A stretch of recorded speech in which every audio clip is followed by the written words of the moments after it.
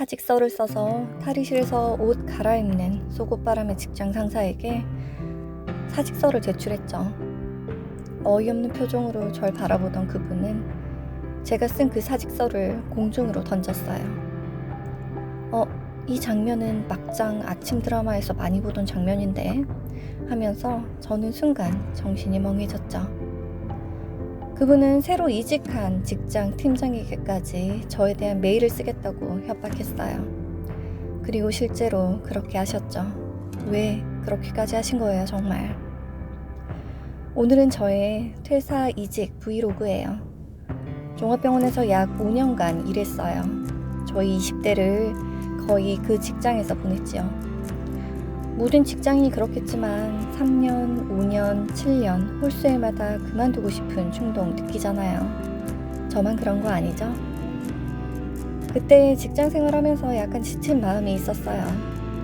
무슨 계기로 다른 병원을 지원했는지 정확히 기억나지는 않지만 뭔가 더 이상의 발전이 없을 거란 생각도 했던 것 같아요.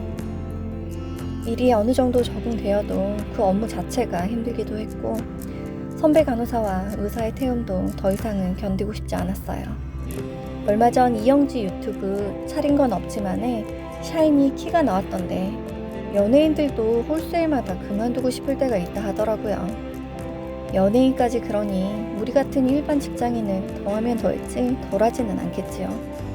신입 직원일 때는 그냥 모르고 참고 하잖아요. 태워도 태우는지도 모르고 그냥 그렇게 하는 줄로만 알았죠. 그냥 힘든가 보다 하는 거죠. 사회생활 처음 할 때는 사실 똥인지 된장인지도 잘 모르잖아요.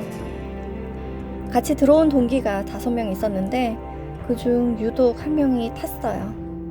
간호사 태움 들어보셨죠? 꽤 오래전 일이라 그때는 태움이 공공연히 있었죠. 유독 내성적인 그녀는 간호사와 심지어 의사한테까지 엄청 탔어요. 실력 있는 의사인데 너무 간호사를 태우니 정말 안 좋은 생각도 많이 들었지요. 선배와 의사에게 심하게 타던 그녀는 결국 아토피가 심하다는 이유로 탈임상을 했어요. 그녀의 선택이 그녀의 인생만 놓고 본다면 정말 현명한 행동이죠. 그 누군가의 희생이 있어서 사실 저를 포함한 다른 동기들이 덜 탔을지도 몰라요.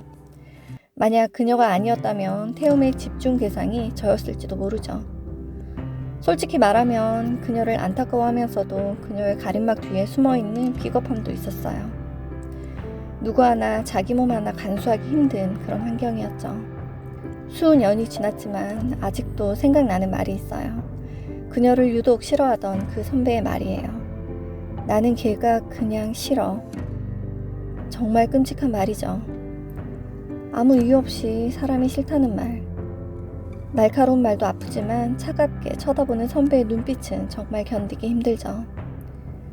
분명히 세상에 인성 좋은 사람만 있는 건 아니에요. 그래서 사람들과 모두 친해지려 한다는 것은 정말 무모한 짓이죠. 나랑 맞지 않는 사람과는 차라리 거리를 두는 것이 나아요. 김민지 작가의 업글 인간에 또라이는 적절히 피하자라는 내용이 나와요. 어느 곳이나 또라이는 있기 마련이죠. 모든 사람이 성인 군자일 순 없잖아요. 어쨌든 그녀가 먼저 퇴사하고 저도 서서히 지쳐갔어요. 그리고 조용히 다른 직장을 알아보았죠. 운이 좋게 경력직 간호사로 합격했어요. 하지만 합격의 기쁨도 잠시 합격한 지 3일 만에 새로운 병원에 출근하라는 거예요. 그래도 저는 다니던 병원에 말하고 한 달은 인수인계하고 가려고 했는데 말이죠. 당장 오라는 병원도 야속했고 이런 경험이 처음이라 병원의 퇴사를 어떻게 말해야 할지도 정말 막막했어요. 집에서 부모님께 말하니 아빠가 담담히 말했어요. 당장 그만두고 나오거라. 그 병원에서 뭐라 해도 그냥 나와라. 아빠의 그 말이 그때는 정말 큰 힘이 되었지요.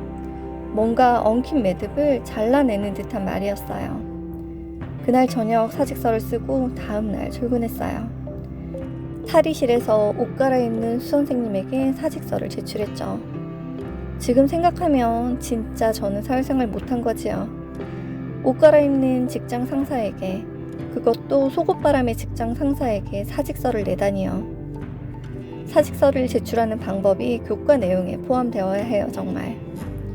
직장 생활을 하는 누구나 한 번은 사직서를 내잖아요.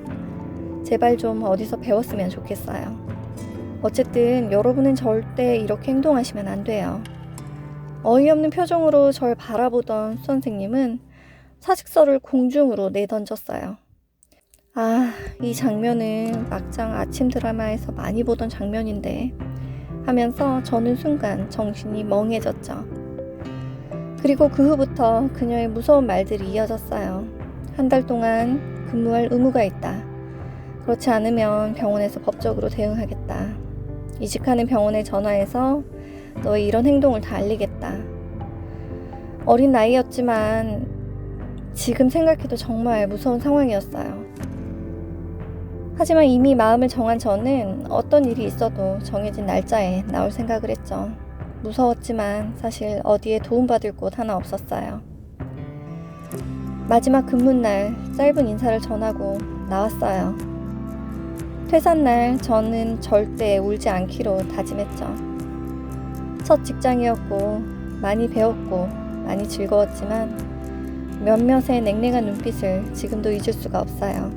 그렇게 힘겹게 이직을 했어요. 단 하루도 쉬지 못하고 새로운 직장으로 옮겼고 그 이후 며칠을 알아두었어요. 마음의 괴로움이 몸으로 나타났나 봐요. 그래서 직장인 이직 전에 꼭 충분한 리프레시 휴가가 필요해요. 쉰다거나 여행을 가서 나의 몸과 마음을 리셋하는 과정이 꼭 필요한 것 같아요. 나중에 알게 된 이야기지만 그 선생님은 결국 이직한 병원에 저에 대한 메일을 썼어요. 몇 년 후에 직장 상사가 제게 말씀해 주셨거든요. 그때의 충격도 컸죠. 2차 충격. 꼭 저렇게까지 진짜 하시는구나. 하지만 그런 메일을 받은 팀장님은 전혀 개의치 않으셨어요. 한 사람의 인생을 직장 상사가 책임질 수 없다면서 자신의 인생은 자신이 사는 거라고 그렇게 쿨하게 말씀하셨죠. 어쩌면 그 메일로 인해 저에 대한 선입견이 있었을 텐데 그렇게 말씀해 주셔서 참 고마웠죠. 세상엔 든든한 상사가 분명히 있기 마련이에요. 그 시절에는 왜 그렇게 그만두는 게 힘들었을까요? 병원이 유독 심한 환경이었을까요? 다른 직장인 퇴사 브이로그 보면 맛집에서 송별회도 하고 그러던데 그런 이야기를 보거나 그런 영상을 볼 때는 정말 일반 회사원이 부러워요. 저는 퇴사 및 이직에 대해서 완전 섬뜩 호러물을 찍었다니까요. 요즘은 응급사직도 많이 한다는데 비록 회사 입장에선 안 좋을지라도 오히려 자기 결정이 빨라서 인생에 있어서는 좀 장점이 있는 것 같아요. 결국 자기 인생이 제일 중요하잖아요. 맞지 않는 일 가지고 시간을 끌 수 없으니까요. 결론적으로 저는 굉장히 힘든 과정을 뚫고 더 나은 환경으로 옮겼어요. 제가 퇴사하고 이직하는 과정은 뭔가 애벌레가 고치를 뚫고 나오는 과정이라고 할까요? 한 단계 발전하려면 그런 부딪힘이 있는 것 같아요. 지금 참 힘들고 치열한 시대를 사는 분들이 있을 거예요. 하지만 너무 실망하거나 후회하지 않았으면 좋겠어요. 자신을 믿고 자신의 선택과 결정을 끝까지 지켰으면 좋겠어요. 제가 그때 만약에 외부의 압력이 굴했다면 저는 더 나은 삶으로 진입하지 못했을 거예요. 우주선이 우주를 향해 날 때 응축된 엄청난 에너지가 필요하듯 그 에너지를 온몸으로 감수하기 어려울지언정 절대 포기하지 않았으면 좋겠어요. 대기권만 뚫으면 더 힘들이지 않고 둥실 우주여행을 할 수 있거든요. 오늘도 치열하게 버티는 모든 분들을 응원할게요. 그러면 다음에 만나요.